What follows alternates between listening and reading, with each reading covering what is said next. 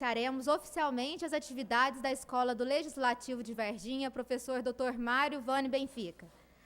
Será ministrada a palestra A História do Parlamento Brasileiro, que nos proporcionará conhecimentos em relação ao contexto histórico do processo político do Brasil. A palestra será ministrada pelo professor da Universidade de Brasília, Antônio José Barbosa. Antônio José Barbosa é graduado, mestrado e doutorado em História. É consultor legislativo do Senado Federal, professor do Departamento de História da Universidade de Brasília e também ministra aulas de História do Parlamento e História Política do Brasil em cursos de pós-graduação. Convidamos, então, o professor para vir até a tribuna.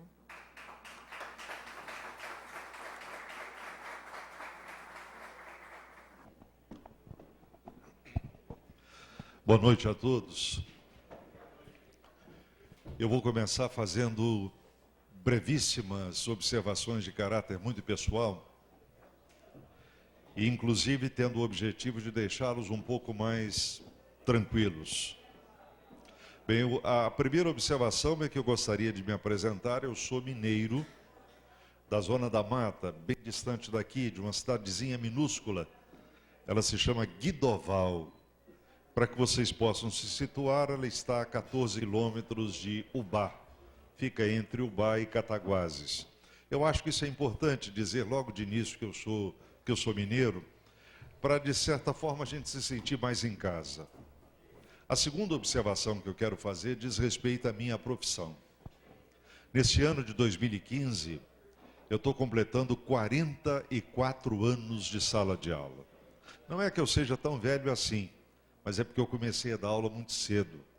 Eu estava praticamente mal saindo da adolescência e me preparando para a juventude, quando tomei a decisão, lá com 16, 17 anos, em Juiz de Fora, a cidade onde eu morava e onde eu iria estudar, tomei a decisão de fazer história. É claro que essa decisão naquela época assustou um pouco as pessoas que pensavam num futuro melhor para mim. Achavam que seria uma perda de tempo eu tentar ser professor num país que tem muita dificuldade de respeitar a profissão do magistério, a docência, e pior ainda, professor de história. Mas eu fui em frente. E hoje eu posso te dizer, 44 anos depois, quando eu olho para trás e digo com a maior sinceridade, se fosse para começar tudo outra vez, eu o faria com uma alegria muito grande. É claro que há dissabor, há obstáculo, há muita dificuldade, há incompreensões, mas existe um tipo de recompensa que o magistério dá e que dificilmente outra profissão poderia oferecer. E a recompensa é saber que a gente está participando da formação de pessoas, de homens e mulheres, para se situarem com mais consciência na própria vida. E é exatamente isso que eu vou tentar fazer aqui em poucos minutos. Eu vou tentar dividir com vocês, partilhar com vocês, o pouco que ao longo desses 44 anos eu tentei aprender, sabendo que esse aprendizado jamais terá fim, em termos de história do Brasil. No fundo, o que eu vou tentar fazer aqui não é uma aula, não é uma conferência, até porque ninguém aguentaria isso. No fundo, o que eu vou tentar fazer aqui é uma conversa, em que eu vou tentar partilhar com vocês, dividir com vocês, um pouco do que eu consegui assimilar na tentativa de compreender o Brasil. Na verdade, esse é o ponto de vista essencial. O historiador não é juiz. Não. Se nós tivéssemos que fazer alguma analogia, eu diria que o historiador está muito mais para detetive do que para juiz. Ele não está aí para julgar ninguém, mas é alguém que vai tentar buscar pistas para elucidar o grande drama da nossa existência e tentar responder basicamente à pergunta mais fundamental de todas, que somos, para nós que somos brasileiros. O que nós fizemos de nós mesmos ao longo de mais de 500 anos? O que aconteceu, o que foi feito para que nós chegássemos ao ponto em que nós nos situamos hoje? É na tentativa de achar uma resposta para essa pergunta que eu dediquei a minha vida profissional, a minha vida acadêmica, a minha vida intelectual. A terceira observação de ordem pessoal que eu gostaria de fazer é que eu me sinto também emocionado de estar aqui hoje. É claro que eu não vou ser hipócrita, eu não conheci o homenageado a quem a escola deu o seu nome, mas eu confio no que eu ouvi aqui e sei do valor, da dignidade, da importância dessa pessoa. Mas a minha emoção decorre de uma outra natureza. É o fato de, mais uma vez, numa cidade brasileira, num município brasileiro, eu estar participando de uma atividade inaugural, de uma atividade inicial, daquilo que hoje, em termos de cultura política brasileira, eu mais acredito, uma escola do Legislativo. Porque, na verdade, eu vou lhe dizer uma coisa. Se existe uma palavrinha dolorosa que identifica a nossa trajetória de 500 anos de construção do Brasil, essa palavrinha é exclusão. Nós nos acostumamos, e isso é terrível, isso é dramático, nós nos acostumamos desde o início da colonização a excluirmos a maioria absoluta da população de todos os aspectos essenciais à vida. Uma exclusão que é econômica, mas que é também social, que é também política, que é também cultural.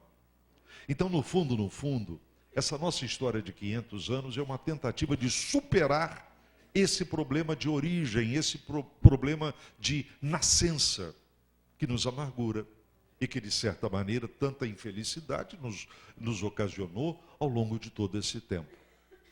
É sobre isso que eu vou tentar falar para vocês em pouquíssimo tempo.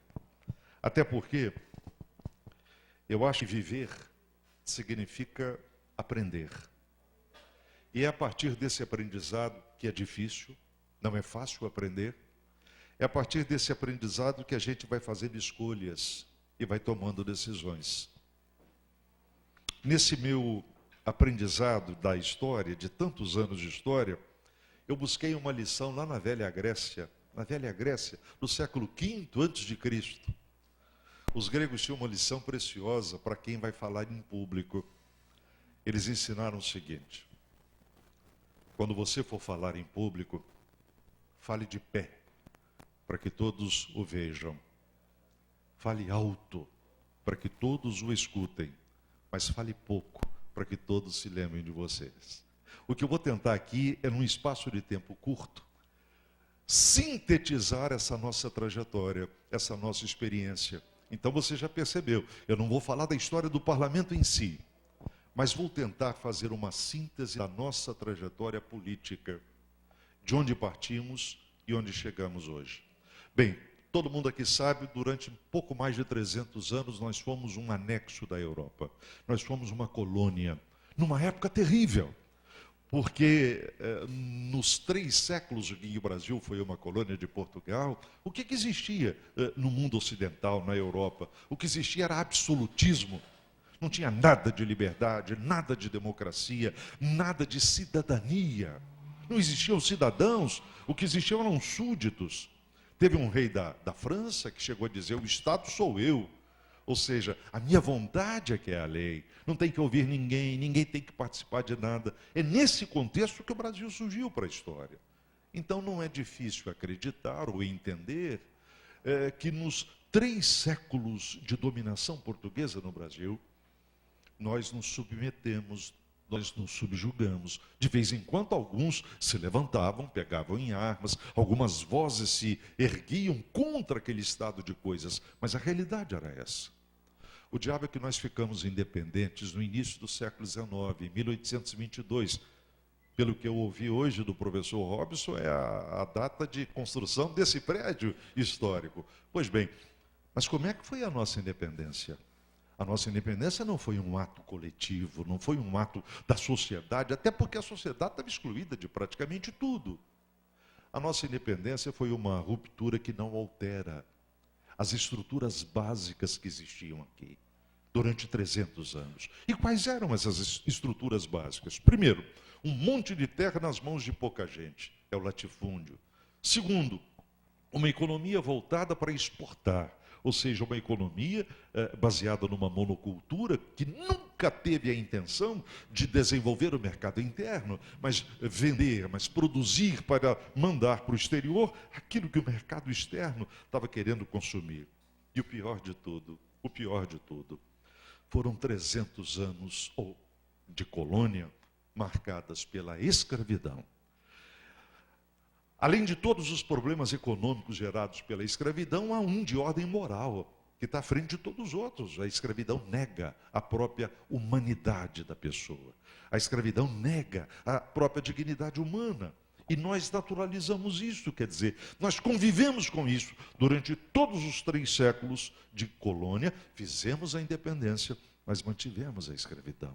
Então, quando a gente vê os primeiros passos políticos efetivos do Brasil independente, nós vamos ver que esses passos são dados numa estrutura que não alterou o período colonial.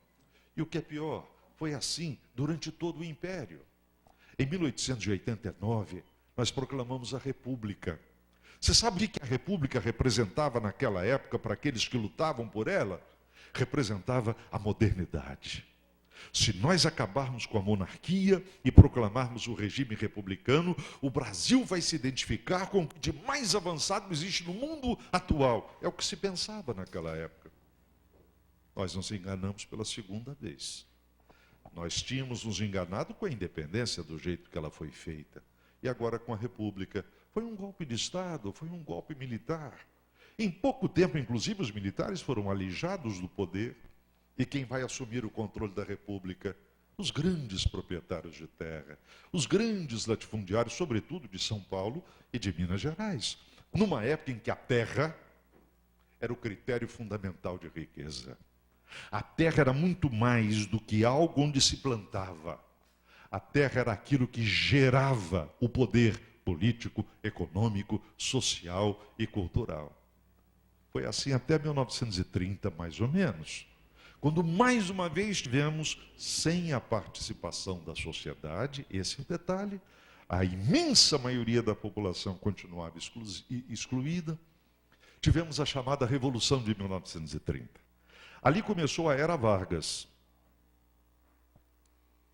Existem alguns aspectos, eu digo, o historiador não é juiz, eu não vou julgar ninguém.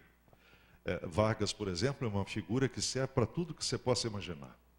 Se você quiser elogiá-lo, transforma-o em Deus. Se quiser condená-lo, transforma-o num demônio. Ele dá chance a tudo isso. Mas uma coisa você precisa entender. Vargas nos governou durante 15 anos, nessa primeira etapa, de 1930 até 45.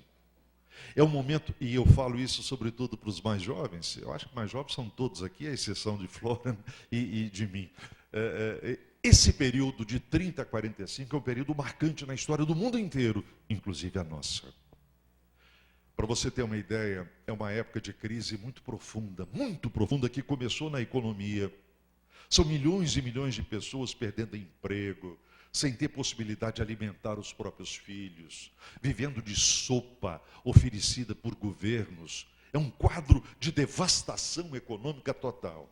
E você sabe o que aconteceu com a política no mundo nesse período? Uma coisa que eu também aprendi com a história. Toda vez que a crise econômica é muito profunda, a política entra em parafuso. A instabilidade política assume o primeiro plano de tudo. Então, nesses anos 30 e 40, praticamente ninguém acredita no liberalismo, ninguém acredita na democracia, ninguém acredita no parlamento.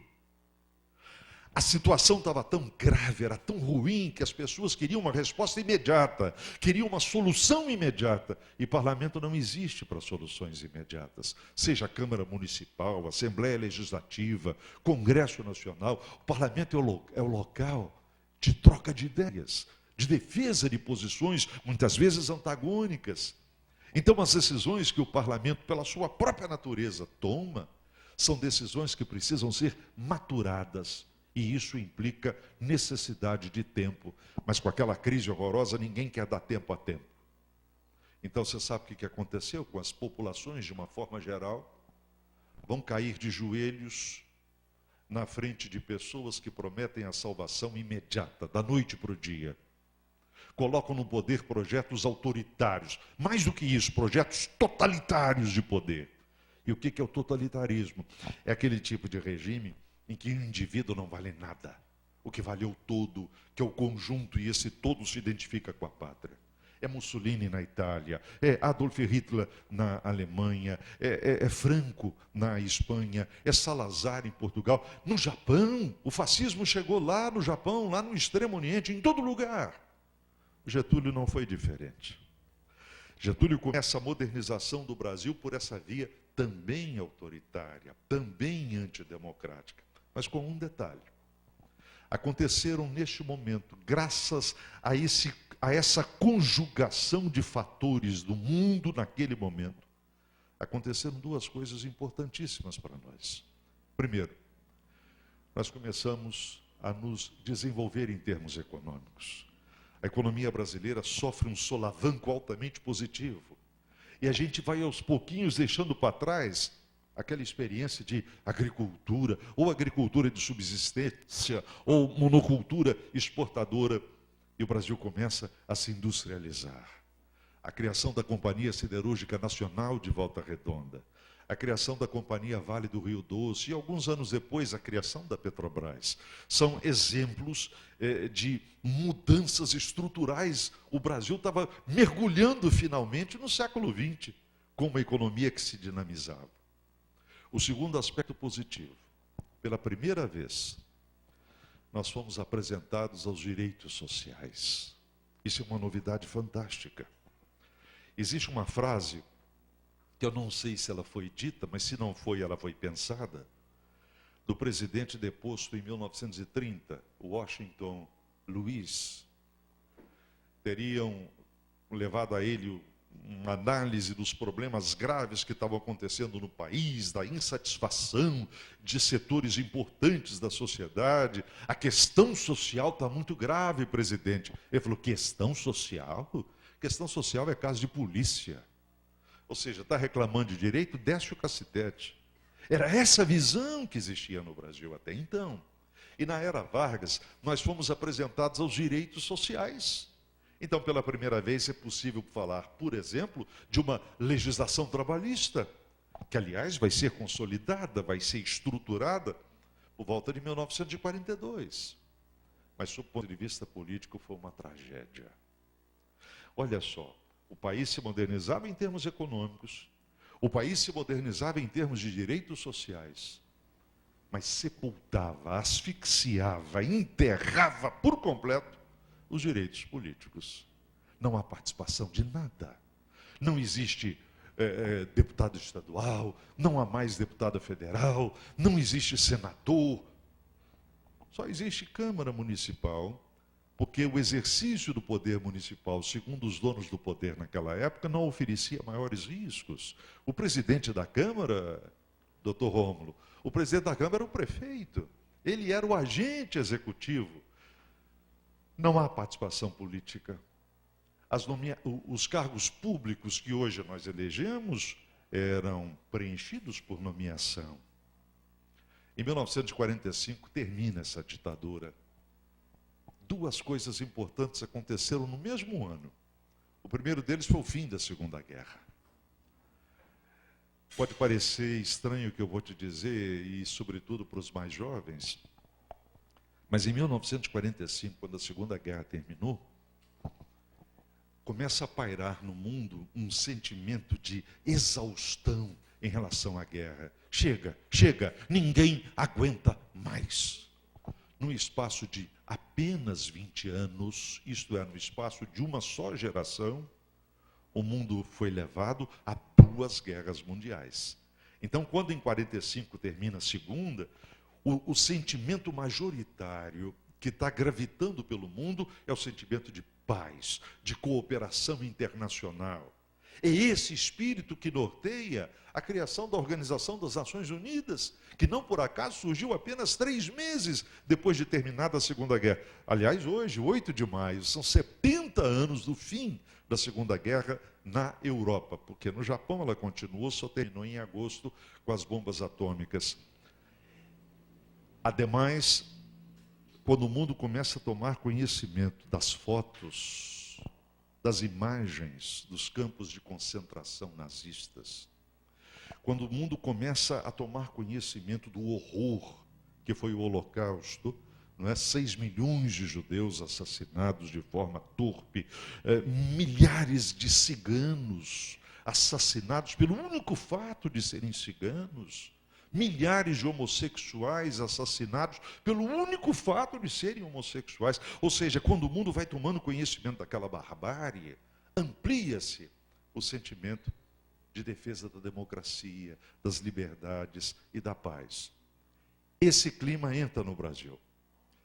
Eu até me emociono quando eu lembro disso, mas o Brasil foi o único país da América do Sul, eu vou dizer bem devagar para você nunca mais esquecer isso. Parecendo professor, né? Daqui a pouco vou mandar calar. O Brasil foi o único país da América do Sul a participar da Segunda Guerra Mundial. Nós mandamos 20 mil pessoas, não foi 200 pessoas, não. 20 mil pessoas que não estavam preparadas, que não tinham roupa suficiente, que não conheciam as armas que foram obrigadas a utilizar, mas essa gente participou. Quando os nossos pracinhas, os soldados voltam, eles foram recebidos no Rio de Janeiro, que era a capital, a mais importante cidade do país.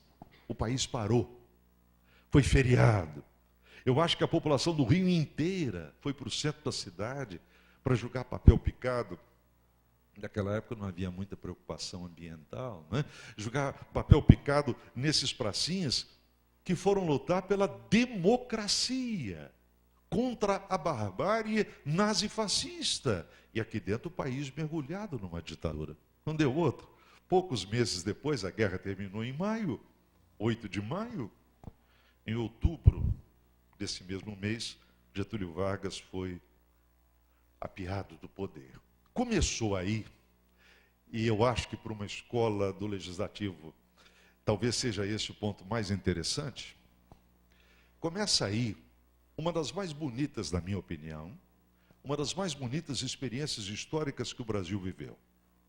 De 46 a 64, o Brasil colocou em prática uma tentativa, que eu diria quase que heróica, de aprender o que era política, de aprender o que era democracia.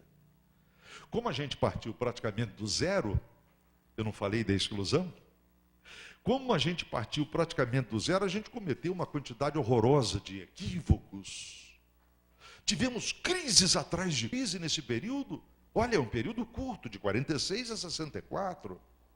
Mas tivemos um presidente que se suicidou. Às vezes eu acho que infelizmente foi o único caso, mas enfim, um presidente da República se suicidando é sinal de gravidade absoluta da situação. Tivemos um outro eleito com cerca de 1/3 dos votos. Na época não havia segundo turno, Juscelino Kubitschek. Juscelino nunca foi bom de voto, campeão de voto. Para você ter uma ideia, nas eleições de 1955, e naquela época a legislação eleitoral era uma loucura. Você podia votar no candidato a prefeito de um partido e no vice-adversário dele, do outro partido. Você podia votar no governador de um partido, no vice de outro, no presidente de um partido, no vice do outro. Em 55 aconteceu uma coisa interessantíssima. O candidato a presidente, Juscelino Kubitschek, foi eleito. Mas o candidato a vice, um jovem político gaúcho chamado João Goulart, teve 500 mil votos a mais do que JK para presidente. E em 1960, o candidato Juscelino perdeu, o Marechal Lott, perdeu por um tsunami da política brasileira, chamada Jânio Quadros. Mas o vice, adivinha quem foi eleito outra vez? João Goulart. Eu faço questão de ir repetindo isso, porque fizeram uma maldade, uma perversidade com a memória do João Goulart.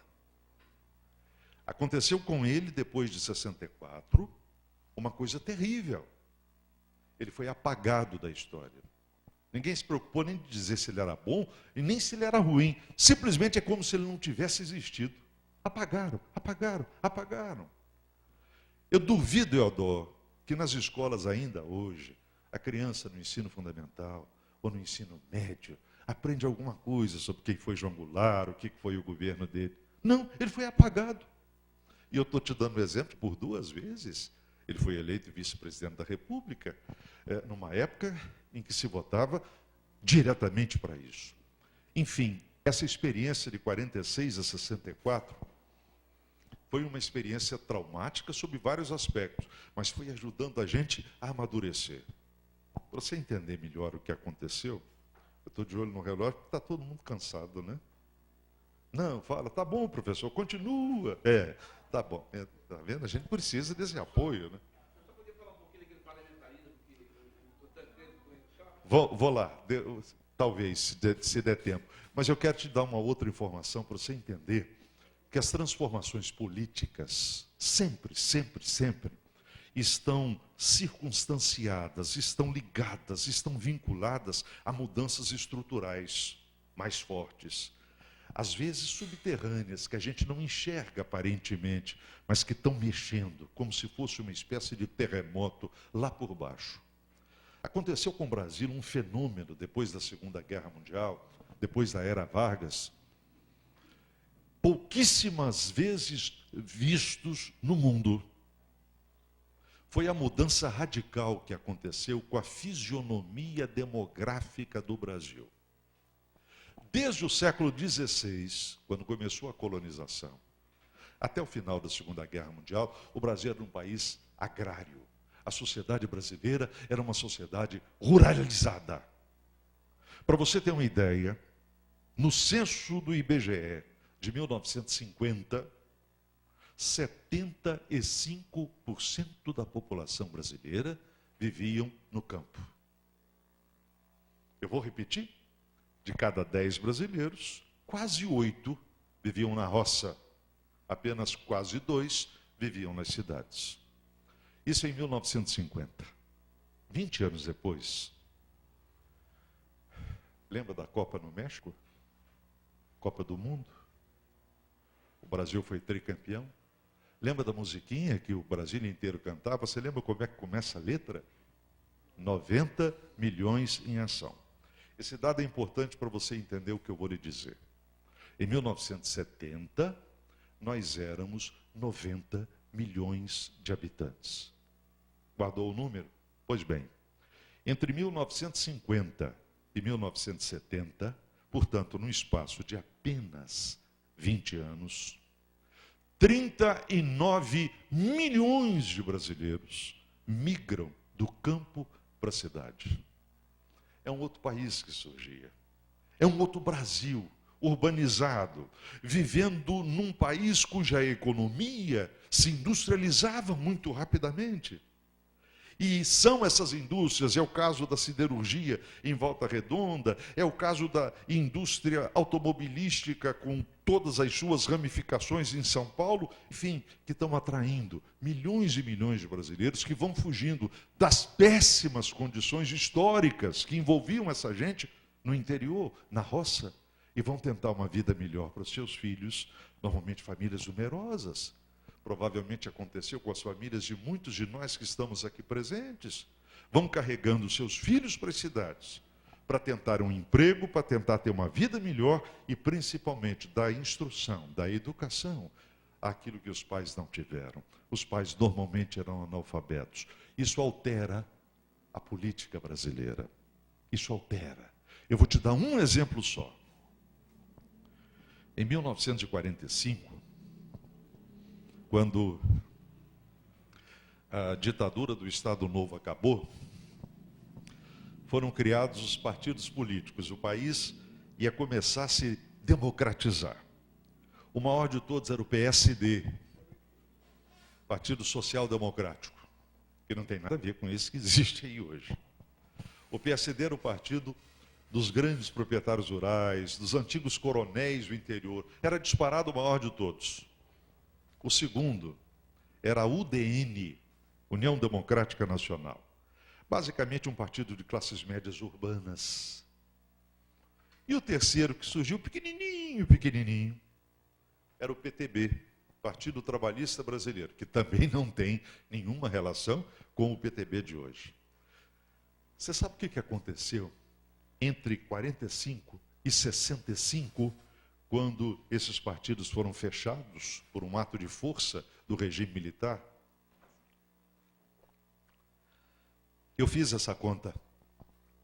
Pegando as eleições para deputado federal, que era o que contava na época, o Senado tinha muito pouca participação. O PSD, de 45 a 65, foi caindo, um plano inclinado. A cada eleição, ele perdia votos. E, portanto, a cada eleição, ele tinha menos deputados federais. A UDN manteve uma relação constante. Não subia, mas também não caía. Mas o PTB, que nasce para ser o partido do nascente operariado brasileiro, foi subindo que nem um foguete. Nas eleições de 1962, menos de 2 anos antes do golpe de 64, o PTB não se transformou no maior partido brasileiro, porque o presidente da República da época não quis. Ele era do PTB, ele falou, vamos devagar com o andor. Se nessa eleição o PTB se transformar no maior partido do Brasil, eu vou perder o apoio do PSD, que sempre esteve do meu lado. O PTB deixou de ser o maior partido da Câmara por 5 deputados apenas. Tudo faz crer que se não tivesse havido o golpe em 64, nas eleições de 65, o PTB se transformava no maior partido brasileiro. Você sabe por que eu estou insistindo nisso? Porque isso representa a nova fisionomia da população brasileira. A gente estava deixando para trás aquela imagem de um país atrasado, de um país rural, de um país em que os currais eleitorais é que comandavam tudo, em que a grande massa não falava nada, mas numa época em que não havia votação eletrônica, nem cédula oficial, era assim, não tinha cédula única, não. A maioria do eleitorado recebia as cédulas dentro de um envelope já fechado.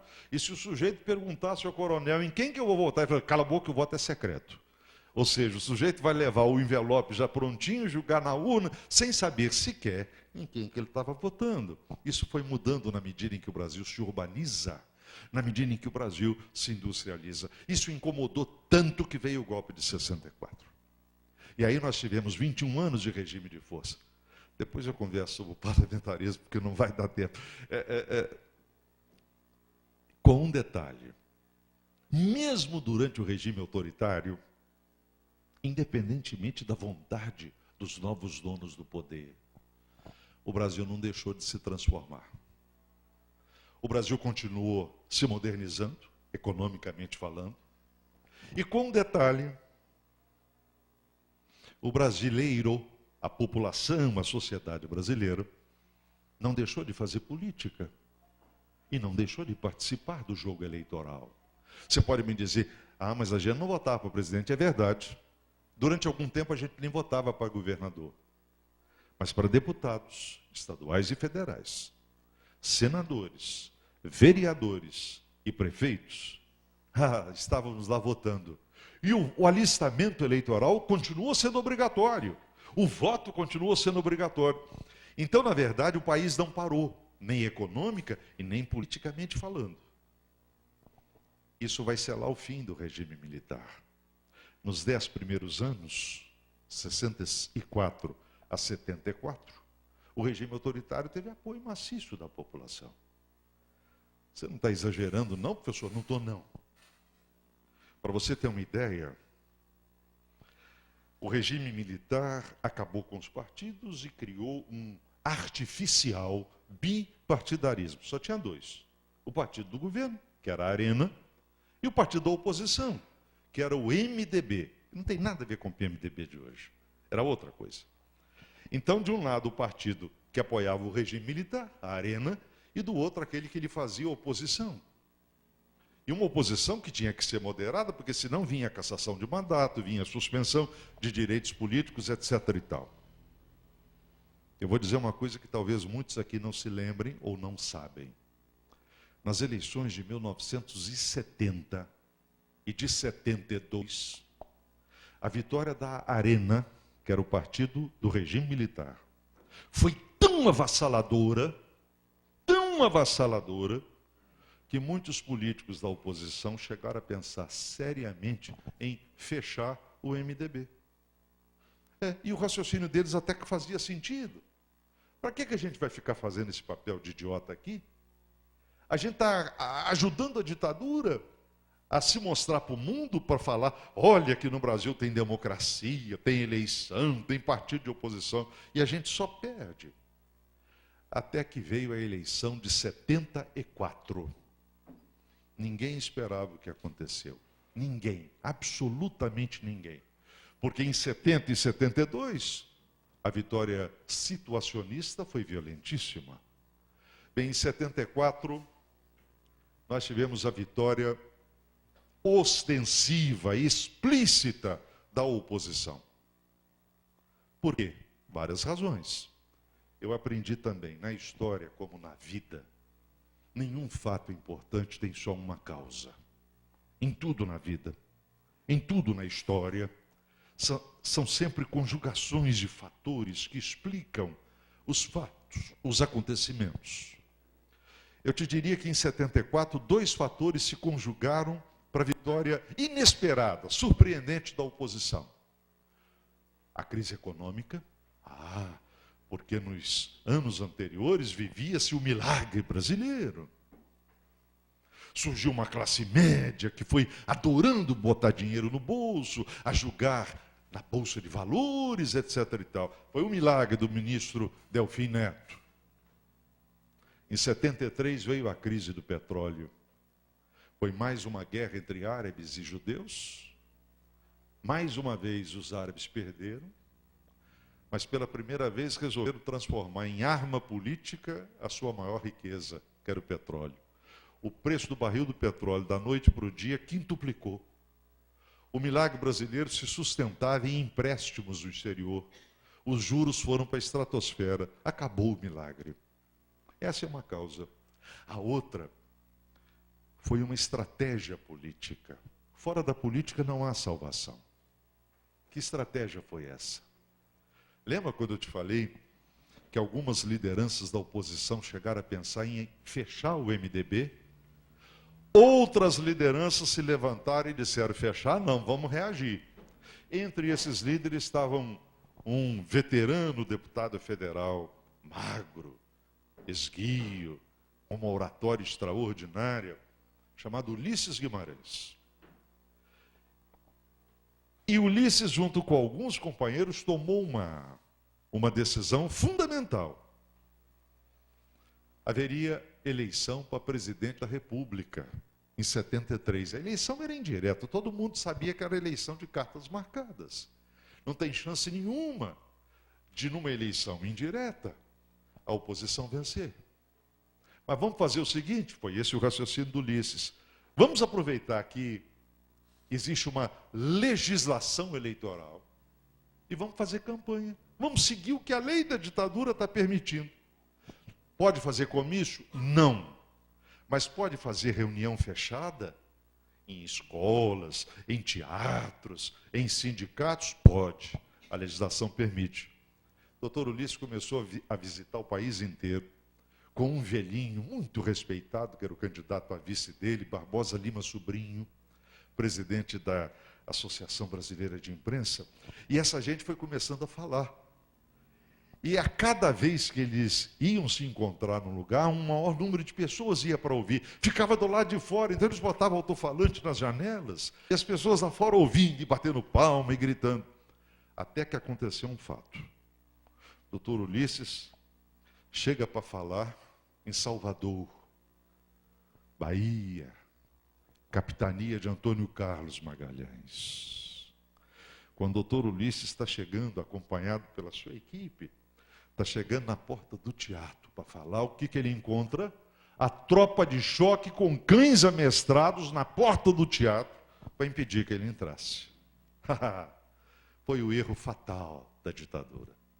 O doutor Ulisses não retrocedeu, e ele era teatral e falava muito bem, levantou o dedo indicador da mão direita, eu me lembro da foto até hoje, e berrou, gritou bem alto, para que todo mundo ouvisse, saiam da frente.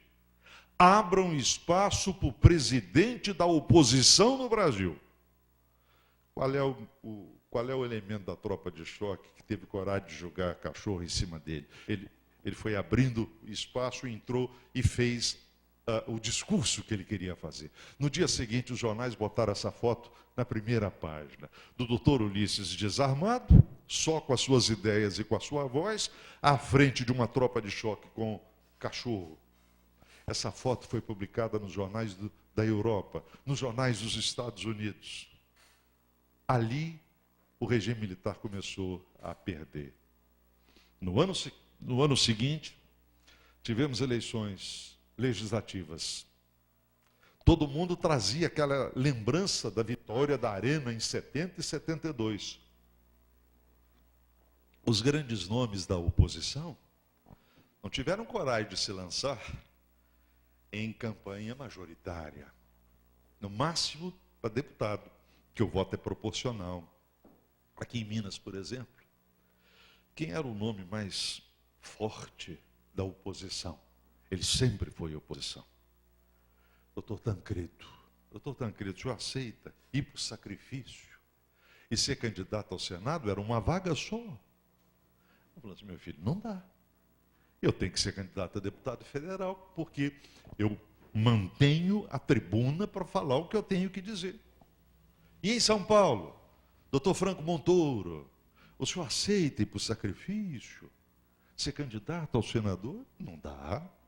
O que aconteceu? Em Minas, um jovem político, que era prefeito de Juiz de Fora, disse, tá bom, eu aceito. Itamar Franco. Em São Paulo, um jovem político, que era prefeito de Campinas, disse, eu aceito. Orestes Quércia. Em Pernambuco, da sua Caruaru, um jovem advogado, começando uma carreira política, chamado Marcos Freire, disse, eu aceito. E foi ele candidato. E assim foi no Brasil inteiro. No Rio Grande do Norte, Flória. Ele é do Rio Grande do Norte. No Rio Grande do Norte, a Arena tinha um candidato imbatível e, independentemente da posição política dele, era um monumento à integridade, à honradez e à competência jurídica. Quem era, Flória? Djalma Marim. Era o candidato da Arena. Quem da oposição aceita ir para o sacrifício? Não apareceu ninguém. Aí pegaram um marinheiro, chamado Agenor Maria. Se aceita? Claro, não tinha nada a perder. Foi eleito, Agenor Maria. Aliás, deu um trabalho danado ao Senado, porque o Senado dá apartamento para os senadores. No caso dele, acho que foi o primeiro e o único caso da história do Senado em Brasília, o Senado teve que arranjar 2 apartamentos, porque ele tinha 20 e tantos filhos, alguma coisa. Exatamente. Era uma quantidade de filhos tão grande, o marinheiro Agenor Maria, que o Senado teve que dar 2 apartamentos para ele morar. Para você ter uma ideia, das 23 cadeiras que estavam em disputa para o Senado, naquela eleição de 74, a oposição venceu em 16. Acabou virando 17, porque o 17º senador de oposição foi eleito pela Arena, mas já tomou posse fazendo oposição, Teotônio Vilela, das Alagoas, e que acabou se transformando no muso da anistia, não é? Ele, e sobretudo no final da vida, já muito fragilizado por causa do câncer, ele ia para as prisões, com a sua força moral, impulsionar a luta pela anistia, pela libertação de presos políticos, etc. e tal. Bem, estou chegando ao fim. Eu estou tão entusiasmado que eu estou perdendo o fôlego, vocês já repararam? Daqui a pouco eu desmaio aqui, né, Flor? Mas também por uma outra razão. É porque nós viajamos o dia inteiro e eu juro que eu não sabia que vir de Belo Horizonte a Varginha demorava tanto. Conclusão, nós não almoçamos, não, nós tomamos café da manhã. Se eu desmaiar aqui, é fome. E vai ser um horror. Não vai ser, professor palestrante morre na Câmara Municipal de Varginha. Não é? de fome. E quando eu cheguei aqui, eu encontrei uma mesa com um sanduíche bonitinho, mas eu fiquei com vergonha. Porque a vontade que eu tinha, Robson, era de avançar naquele sanduíche. Mas pode estar que eu vou achar restaurante aberto ainda. Não vou saindo daqui, que eu já estou quase acabando. Vamos voltar. Faz favor, preste atenção. Mas eu vou dar um salto, porque não dá para falar tudo. Você já imaginou fazer uma síntese da história política do Brasil em 30, 40 minutos? Bem, a partir de 74, a ditadura conheceu o seu plano inclinado. Ela vai cair, mais cedo ou mais tarde. A grande estratégia dos militares era manipular esse processo, ou seja, impedir que as coisas saíssem do seu controle. Geisel, que era o general-presidente, e Goberido Couto e Silva, que era o intelectual, estrategista, digamos assim, desse processo, ambos colocaram em prática o que eles chamaram de distensão, lenta, gradual e segura. Qual era o objetivo? Impedir que a saída de cena dos militares se desse de maneira atabalhoada. E, sobretudo, viesse um tipo de cobrança depois sobre a instituição, sobre as Forças Armadas de uma maneira geral. Aconteceu a maior negociação da história do Brasil. E aqui eu gostaria que vocês entendessem o que eu vou lhe dizer. Não foi a luta armada que acabou com a ditadura. Não foi o esforço de algumas pessoas de pegar em armas para combater a ditadura que fez com que ela caísse. Não. Ela se esgotou e caiu graças à política. Dos dois lados. Existiam políticos do lado do sistema de poder, do regime militar, que sabiam, que compreendiam que o país tinha que recuperar a democracia. Gente como Petrônio Portela, como o próprio Jarbas Passarinho, como outros. E do lado de cá, quer dizer, do lado da oposição, pessoas muito sólidas da política, Tancredo Neves, Franco Montoro, Mário Covas, Paulo Brossard e tantos outros, vão se esforçar pela negociação. Dr. Tancredo Neves, que é um dos maiores políticos que o Brasil teve, dizia o seguinte: negociação só pode acontecer com ideia. Porque se não for por meio de ideias, vira negociata. E aí a gente está fora.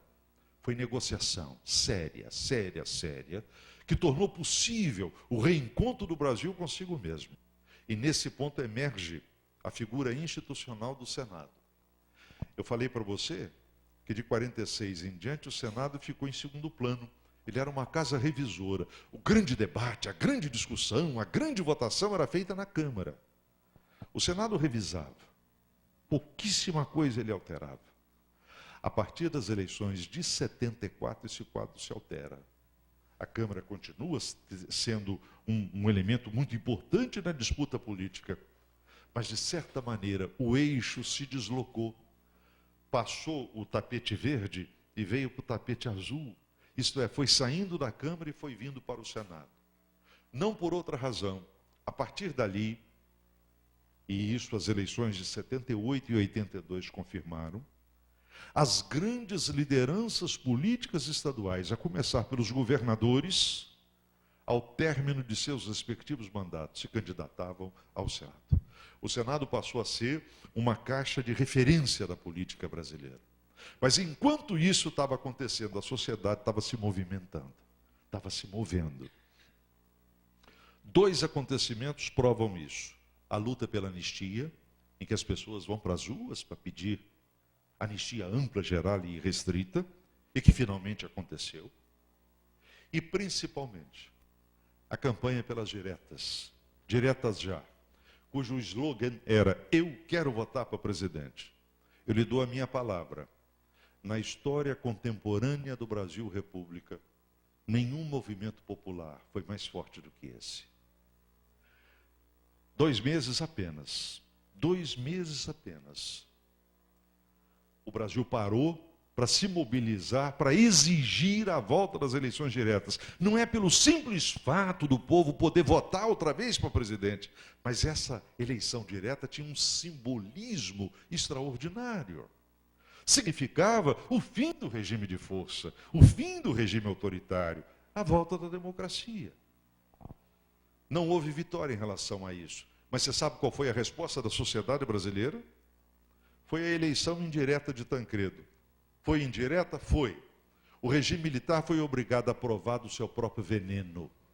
O regime militar que havia criado o colégio eleitoral para eleger indiretamente os seus generais, agora vai ver nesse mesmo colégio eleitoral o candidato civil que representava todas as forças oposicionistas ser eleito. Não sei se recordam disso, mas a eleição indireta de Tancredo teve campanha, teve comício, teve material impresso, teve banner, teve santinho, teve tudo. E no dia que ele foi eleito, o país foi para as ruas.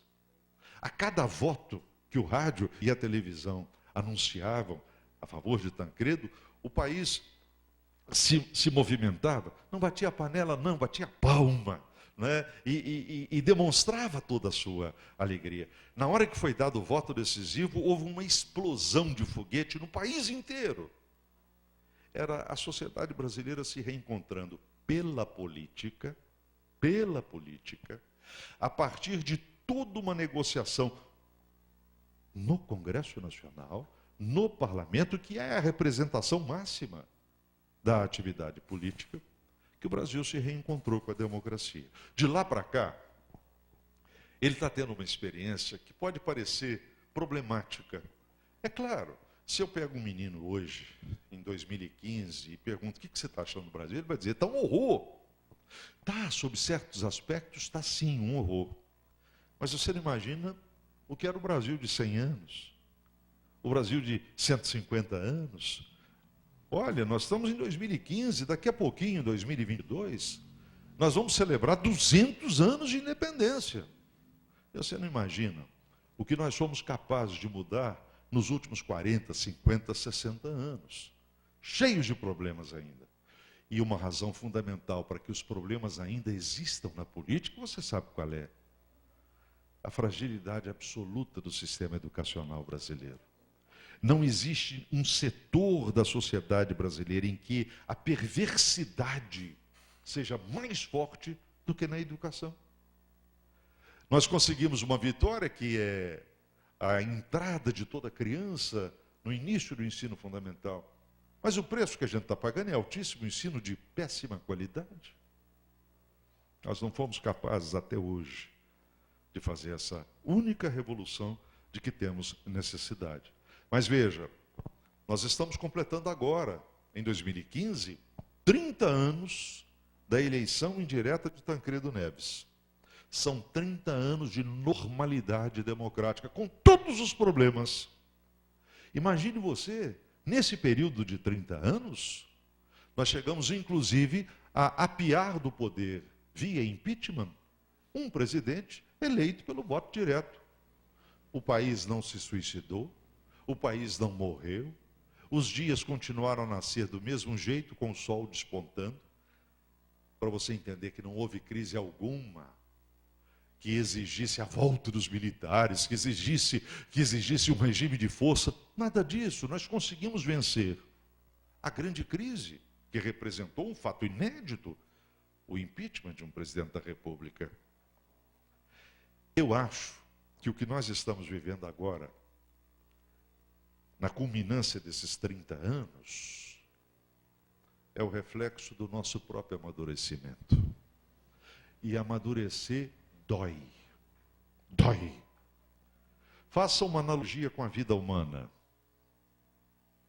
Existe período mais crítico da nossa existência do que a adolescência?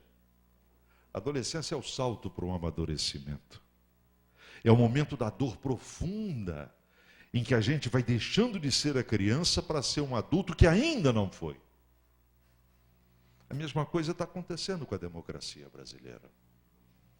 Até onde a vista alcança, nada nos permite imaginar que vem golpe, que venha interrupção democrática. Não vai. Nós estamos nos amadurecendo pelo exercício da política. Exatamente por isso, em algum momento dessa minha fala, eu te disse que fora da política não há salvação. E ela começa exatamente na comunidade. Porque é uma coisa que às vezes a gente se esquece. Só existe um local em que a vida é real. Não é simbólica. Não é metafórica. É o município. É no município que nós vivemos. É no município que nós agimos. Aqui fazemos as nossas amizades, amamos, odiamos, nascemos, morremos. Exatamente por isso. É aqui que começa a política. É aqui que está o ponto de partida. E não é no executivo que essa representação do sentido de coletividade vai estar presente. É na Câmara Municipal. É no Poder Legislativo. E isso vai se reproduzindo nas assembleias até chegar ao Congresso Nacional. Vamos sair da crise que estamos vivendo? Eu não tenho dúvida que sim. Vai depender muito da gente, de todos nós, sem exceção e independentemente das posições que tivermos. E aí eu me lembro, o Florian falou do Fernando Pessoa antes, eu vou me lembrar de um poeta mineiro, talvez o maior de todos, Carlos Drummond de Andrade. Eu acho que vem a calhar em relação a isso que eu estou acabando de lhe dizer. Depende da nossa vontade. Dizia num dos seus poemas o Drummond, eu só tenho 2 mãos, mas trago comigo todo o sentimento do mundo. Eu acho que é isso que conta. Muito obrigado.